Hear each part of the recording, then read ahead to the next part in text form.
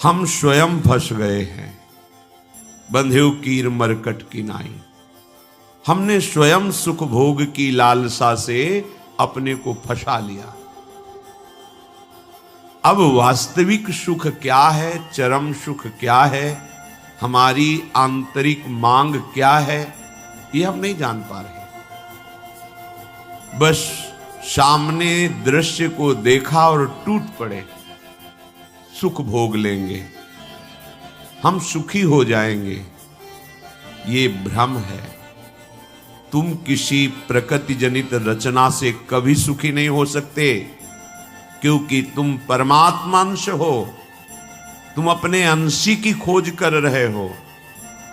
भ्रम से तुम नाना प्रकार के दृश्य पदार्थों में, परिवर्तनशील नाशवान पदार्थों में अपनी मांग पूरी करना चाहते हो, नहीं हो सकती। क्यों? क्योंकि तुम चिदानंद अंश हो, तुम्हें चिदानंद सुख चाहिए। ये प्राकृतिक सुख अनेक जन्मों से भोगते चले आए। अगर कहीं इसमें हमारा विश्राम होता तो आज तक हम सुखी हो जाते। भगवत कृपा से संत समागम प्राप्त होता है, पर कैसी मलिनता बुद्धि की है कि संत समागम में जाकर के हम यही जानना चाहते हैं कि वो उपाय बताओ जिससे हमें मांगे हुए भोग प्राप्त हो। भोग भोगने वाला शरीर जो निश्चित नष्ट हो जाएगा, वो नष्ट ना होने पावे। संसार में माना हुआ सुख हमें भरपूर प्राप्त हो। भ्रम मत रखना। अगर संतों की इसमें आस्था होती तो संत काहे को ही बनते। जिनमें उनकी आस्था नहीं है वो तुम्हें कैसे दे सकते हैं। एक अंधा कुएं में गिरने जा रहा हो तो कोई नेत्र वाला उसको कैसे ढकेल सकता है, कैसे जाने दे सकता है। ऐसे ही हम ज्ञान नेत्रों से अंधे हैं, इसलिए हम इस भवकूप में नाना प्रकार के सुख की लालसा से कूदने जा रहे हैं या कूद चुके हैं। संतों का समागम बचाने के लिए होता है, फंसाने के लिए नहीं होता। लोग पूछते हैं कि संतों का क्या चमत्कार है, दिखाओ अपना चमत्कार। संतों का वास्तविक जो भगवत प्रेमी महात्मा है, उनका स्वाभाविक चमत्कार प्रकट होता है। उनके दर्शन से, उनके संभाषण से, उनके सानिध्य से विकारों का नाश और भगवत चरणारविंद की प्रीति, विषयी मन का निर्मल हो जाना, भोगों की तरफ आकर्षित चित्त वृत्ति का भगवदाकार हो जाना, ये संतों का चमत्कार है। तुम्हारा कोई रोग ठीक हो जाए, कोई भोग मिल जाए, कोई परिस्थिति सुधर जाए, इसे संतों का चमत्कार मत समझना। ये प्रारब्ध भोग सुख और दुख, पुण्य और पाप से प्रकट होते हैं, इसमें किसी का प्रभाव काम नहीं करेगा। अगर ऐसा होता तो संतों के शरीर में कभी कष्ट ही ना होता। भ्रम में मत फंसो। भ्रम में मत फंसो कि कोई संत तुम्हारे शरीर को अजर अमर बना देगा, तुम्हें भोगों की बाहुल्यता मिल जाएगी। व्यर्थ में भाग दौड़ बंद करो। हां, वास्तविक तुम यदि महासुख को चाहते हो और मृत्यु के भय से बचना चाहते हो तो एकमात्र रास्ता है, प्रभु श्री हरि के चरणों का आश्रय ले लो। हरि स्मृति सर्व विपद विमोक्षणम। भगवान का भजन, भगवान की स्मृति निश्चित तुम्हें समस्त दुखों से बचा लेगी। भगवान की शरणागति, समुझ जे आए शरण ते डरत ना काल डर।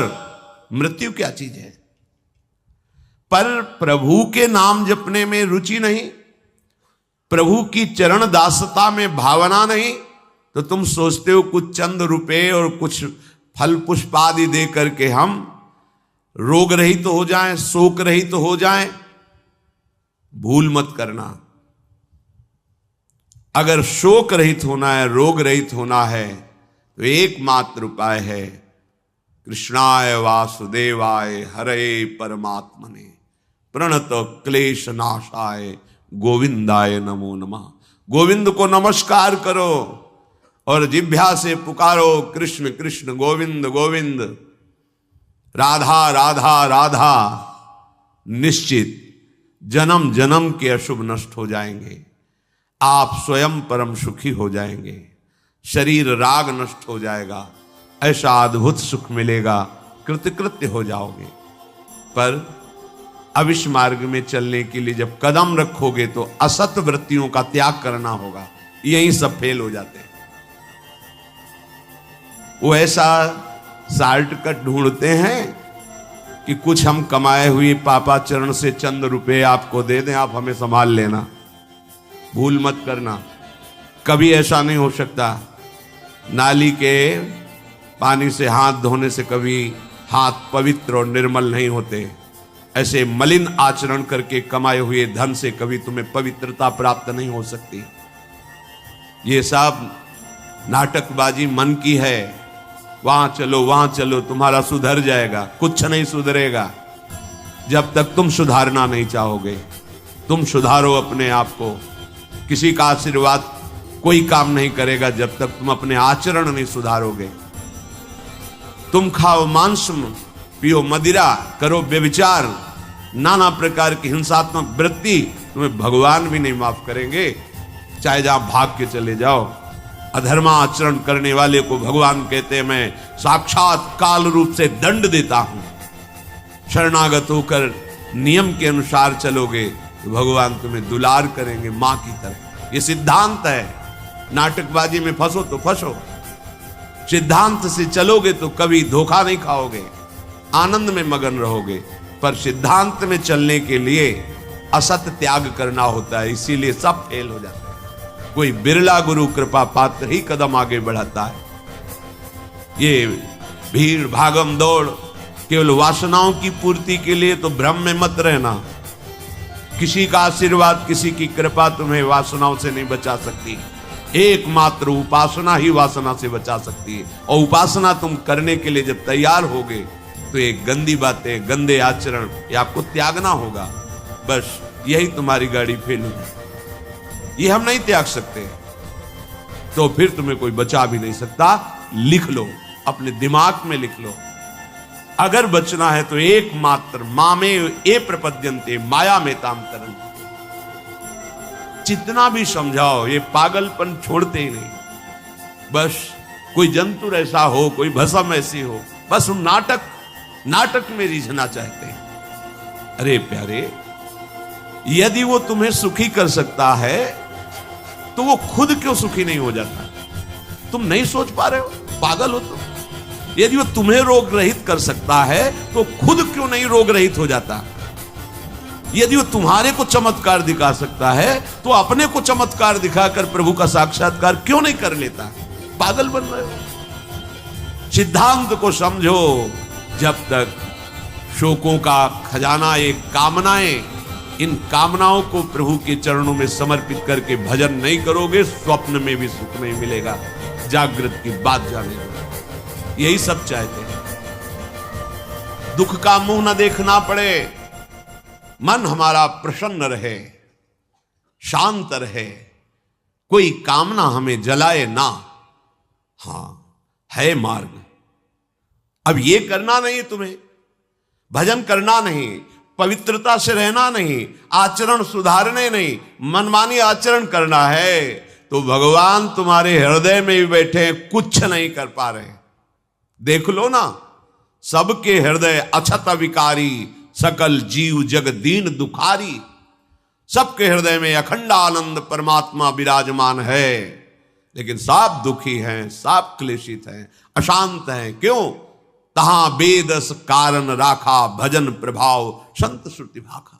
भजन नहीं कर रहे हो, इसलिए भजन किए बिना कुछ नहीं हो सकता। मान लो हमारी बात, कहीं भागने की जरूरत नहीं। राधा राधा राधा सब ठीक कर देंगी लाडली जो, बड़ी करुणामयी है। यदि आप भजन नहीं करोगे तो वारी मथे घृत होए बरु सिकता ते बरु तेल, बिनु हरि भजन न भवतरी, या सिद्धांत अपेल। इसे कोई काट नहीं सकता, अपेल सिद्धांत है। विनिश्चितम बदामि तेन अन्यथा वचांस में, हरिम भजंती ये नरा भवसागर तरंती थे। पानी को मथ करके बड़ा चमत्कार कर ले, घी निकाल ले, हो सकता है। बालू को पेर करके तेल निकाल सकते, हो सकता है। असंभव को तुम ये संभव कर सकते हो, पर भजन के बिना तुम दुख से निवृत्त नहीं हो सकते। गोस्वामी जी का ये अटल विश्वास, महापुरुषों का अटल विश्वास, शास्त्र का अटल आदेश, बिना भजन किए तुम्हारे अशुभ कर्म नष्ट नहीं होंगे। और अशुभ कर्म नष्ट हुए बिना तुम सुखी नहीं हो सकते। सिद्धांत से चलोगे तो सुखी हो जाओगे, नहीं भटकते घूमोगे, पूरा जीवन नास्तिकता और अश्रद्धा में उतर जाएगा। सिद्धांत से चलोगे तो कृतकृत्यता का अनुभव होने लगेगा और नाच नाच कर कहोगे वाह, संत समागम का क्या फल होता है, ये मैं पा गया। पायो जी पायो मैंने राम रतन धन पायो। मारा घूम रहा है जीवन, कोई औषधि मिल जाए, कोई भस्म मिल जाए, कोई जंतुर बांध दे, कोई आशीर्वाद दे दे, अरे पागल हो। तुम्हारे कर्म ही तुम्हें दंड देंगे, तुम्हारे कर्म ही तुम्हें सुखी करेंगे। हां, हम कैसे अपने कर्मों को सुधारें, यह है संत समागम। आप अपने द्वारा अपना उद्धार कीजिए, कोई तुम्हारा उद्धार नहीं कर सकता। उद्धार की युक्तियां, उद्धार का मार्ग, उद्धार के सिद्धांत और सहयोग ये संतों से प्राप्त होता है। आशीर्वाद से उद्धार नहीं होता, आशीर्वाद से सुख दुख की निवृत्ति नहीं होती, वो ज्ञान से होती है। उसके लिए आपको भजन करना पड़ेगा, सत्य आचरण में चलना होगा, दुख को सहना होगा, सुख को दबाना होगा, उसमें अभिमान करके फूलना नहीं होगा। तब आप उस महासुख में पहुंचोगे जिसे चरम अवस्था का सुख कहते हैं। संत समागम दुर्लभ इसी बात के लिए है। इसका मतलब ये नहीं छूछा करके तुम्हारे दुखों का नाश हो जाएगा। भाग लो, पूरे ब्रह्मांड में जाओ, अगर कहीं सुखी हो जाना तो बताना हमें आगे। समझना ही नहीं चाहते।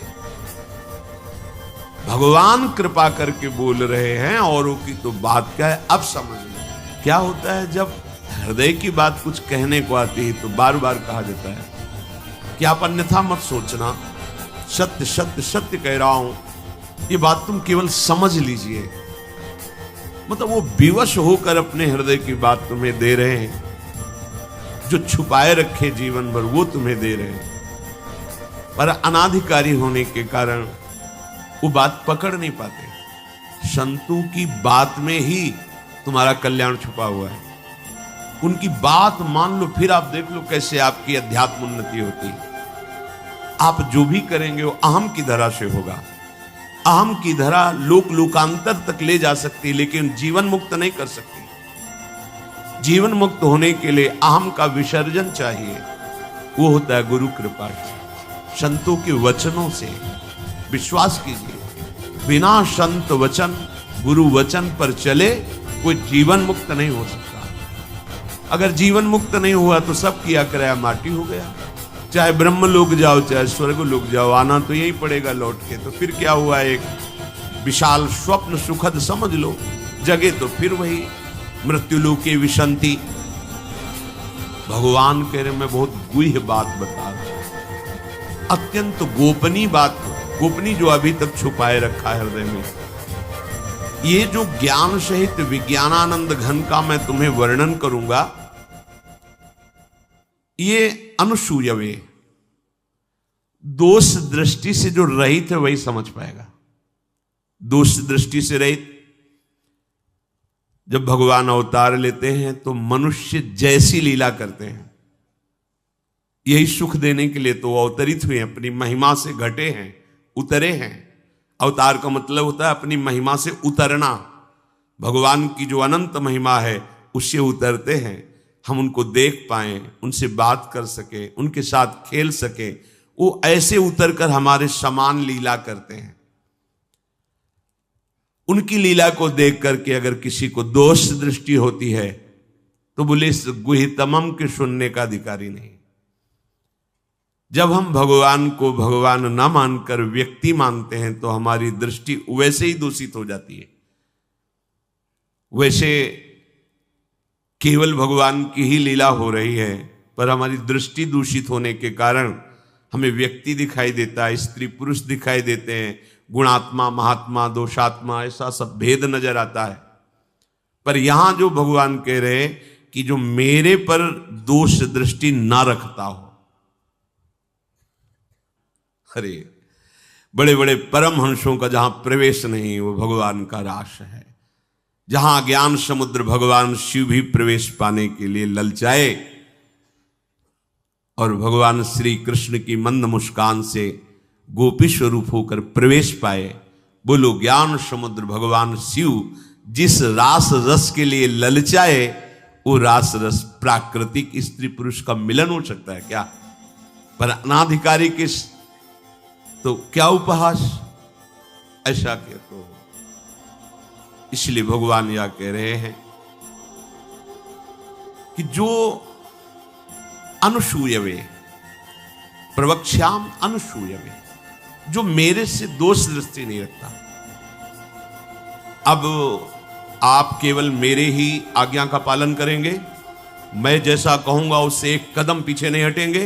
हो भाग, कितनी कृपा कि मुझे समस्त प्रपंच से समेटकर एक मार्ग में लगा रहे। जहां श्रद्धा है तो वहां शब्द दूसरा भाव निकाल देगा, और जहां दोष दृष्टि वहां भाव दूसरा निकाल देगा।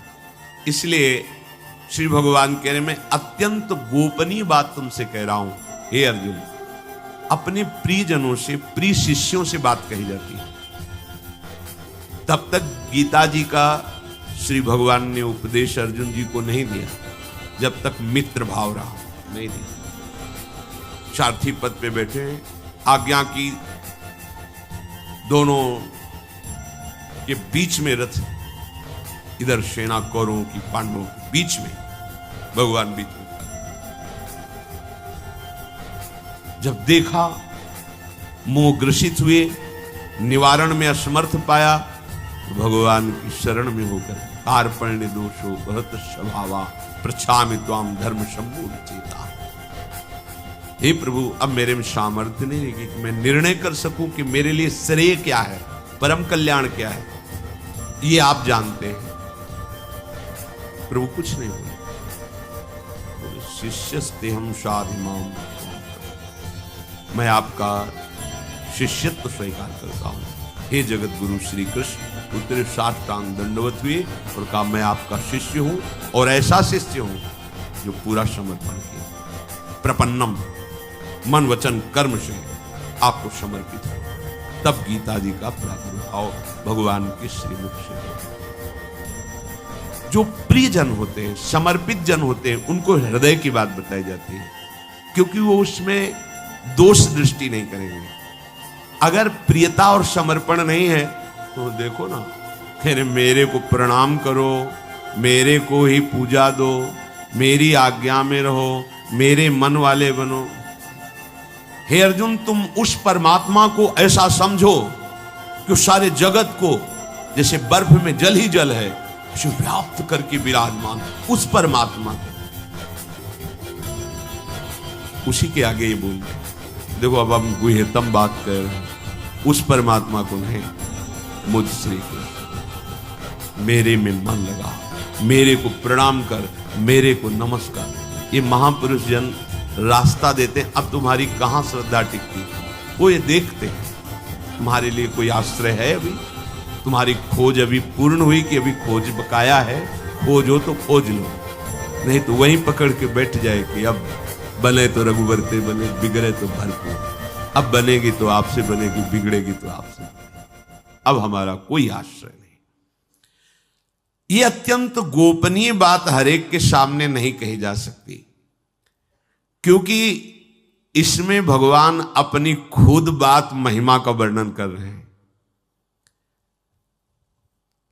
अब जैसे कोई बहुत हार थक के अब क्या करें, तो अब मान लो बात हमारी आंखों के सामने रहो, जो जूठन मिले खाओ, जैसा कहें वैसे करो। अगर अध्यात्म की भूमिका न जागृत हो जाए तो कहना।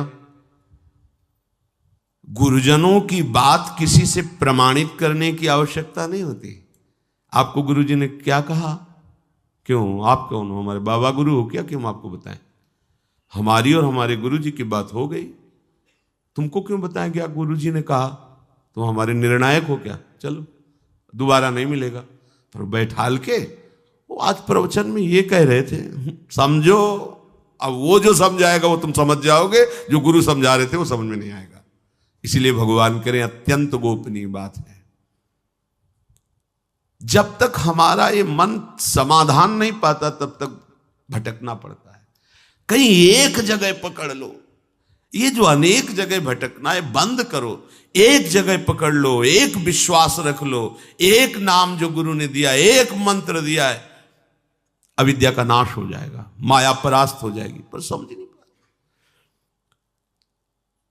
दुकानें लगी हुई हैं, 4-6 दुकान घूम लेते हैं, चलो घूम लो, पर कहीं एक दुकान तो बांध लो कि हमें सारा माल यहीं से लेना है, तो तुम्हें छूट मिलने लगेगी। एक व्यवहार, हजारों की लाइन लगी, लेकिन आने दो, ये पर्सनल ग्राहक है, आने। ऐसे ही मेरे ईश्वर की दुकान में है सबका जीवन खाता। परिचय तो बना लो भगवान से, निहाल हो जाओगे। भटकना, हम जब ये बातें सुनते हैं ना तब लगता है कितनी हंसी की बात।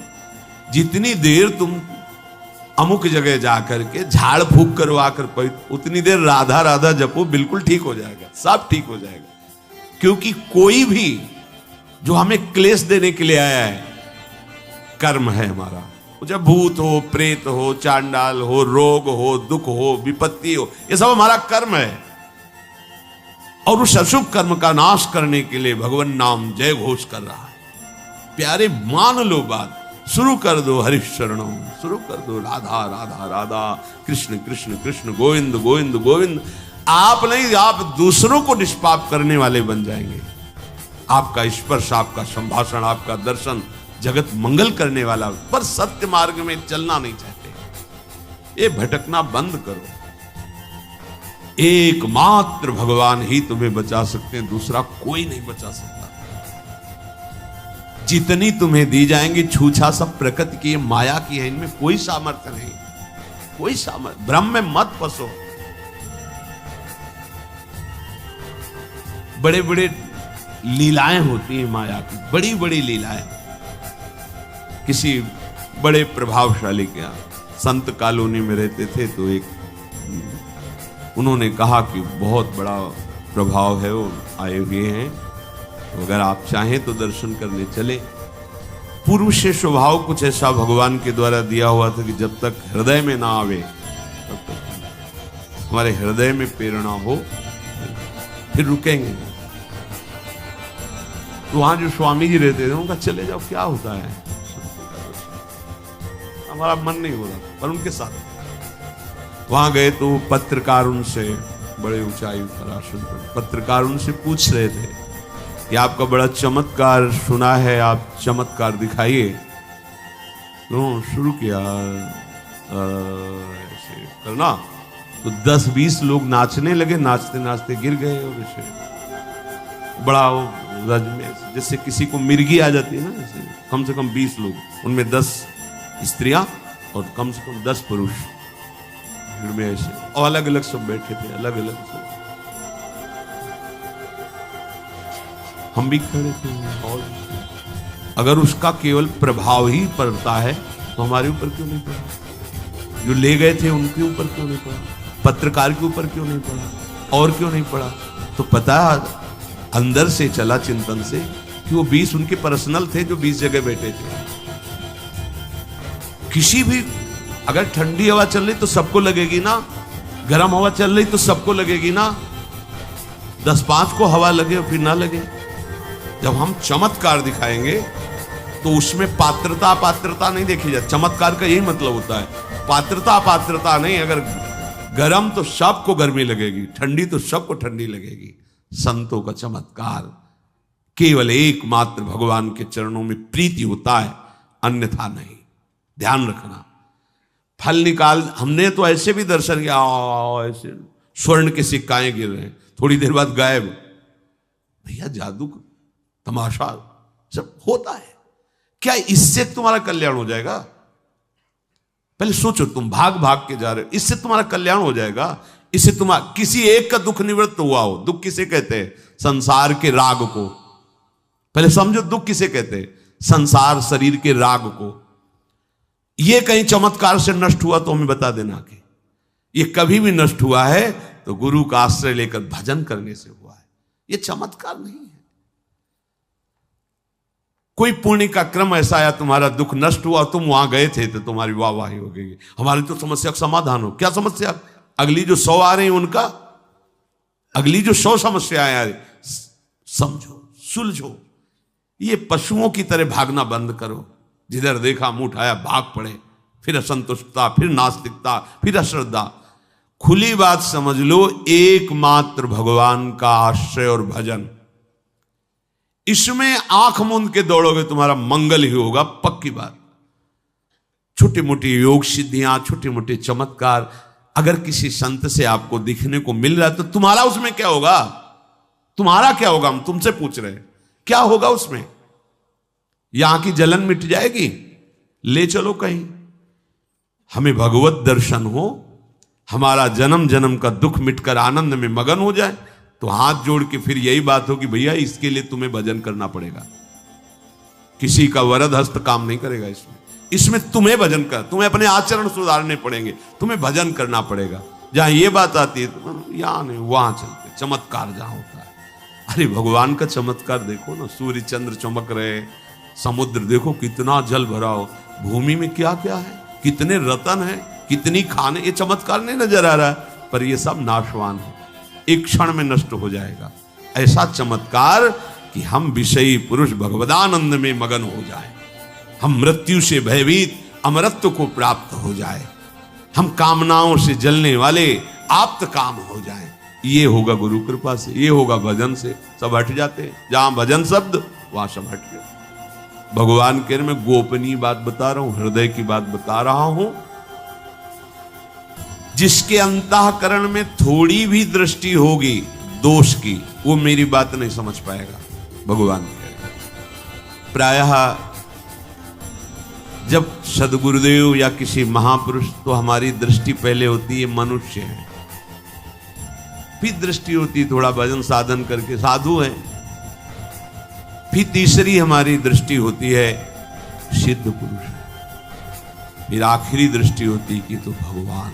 अब बात यहां बन जाएगी, जब तक हम भगवत बुद्धि नहीं करते किसी संत में या सदगुरुदेव में, तब तक बात बनने वाली नहीं। प्रायः हमारी दृष्टि मनुष्यकृत ही रहती है, उनका उठना बैठना चलना फिरना देखना सुनना मनुष्यकृत होता है, क्योंकि मनुष्य शरीर में तो हमें लगता है कि हमसे थोड़ा भजन ज्यादा होगा, बस इतनी बात है। जब हमारी भगवत बुद्धि होगी, देखो भगवत बुद्धि हम पाषाण में कर लेते हैं, तो भगवान का साक्षात्कार वो पाषाण है, पर हमारे भगवान हैं तो भगवान मिल जाते हैं ना। तो अगर हम सदगुरु में, संत में, शास्त्र में भगवत बुद्धि करें तो भगवान नहीं मिल जाएंगे। और अगर भगवत बुद्धि नहीं है तो देखो, एक है कि वो काट काट के श्री विग्रहों को फेंक गया, क्या नाम था वो उसका, औरंगजेब, कितने भगवत विग्रहों का खंडन किया, कोई भावना नहीं उसकी, कुछ नहीं उसको समझ में आया। और एक भावना करता है मेरे भगवान, तो वहीं से उसको आनंद की प्राप्ति होने लगती है। अर्थात भगवान सब में है, समान भाव से है, आप कहां भगवत भाव करते हो, बस ये खास बात है। अगर दोष दृष्टि है तो भगवान भी कह रहे हैं कि जो हमारे प्रति असूया भाव रखता है वो मेरी बात को नहीं समझ पाएगा। दोष दृष्टि समझाने गए थे दुर्योधन को कि सुनो, तुम हस्तिनापुर के चक्रवर्ती सम्राट ही रहोगे, मेरी बात मानो, 5 गांव दे दो। मैं जब पांडवों से कहूंगा तो हमारी आज्ञा में रहते, वो 5 गांव में अपने को, तुम हस्तिनापुर के चक्रवर्ती, उनका सूजी अग्रे न केशवा, तुम 5 गांव कह रहे हो, सुई के अग्रभाग भी नहीं देंगे हम। भगवान ने कहा धर्म तो नहीं है जैसा तुम बोल रहे हो। तो बोले ऐसा ना समझो कि मुझे धर्म का ज्ञान नहीं, मैं धर्म को जानता हूं लेकिन रुचि नहीं है, और अधर्म को जानता हूं भरपूर रुचि है। तुम हमें समझाने की कोशिश मत करो, जाओ पांडवों को समझाओ जाके। भगवान समझा रहे, कुछ समझ में नहीं आ रहा और कड़ुआ बोल रहा है श्री भगवान के सामने। इसलिए आप भगवान कह रहे कि मैं हृदय की बात कहना चाहता हूं, पर उसमें दोष दृष्टि रहित पुरुष ही इस बात को धारण कर सकता है।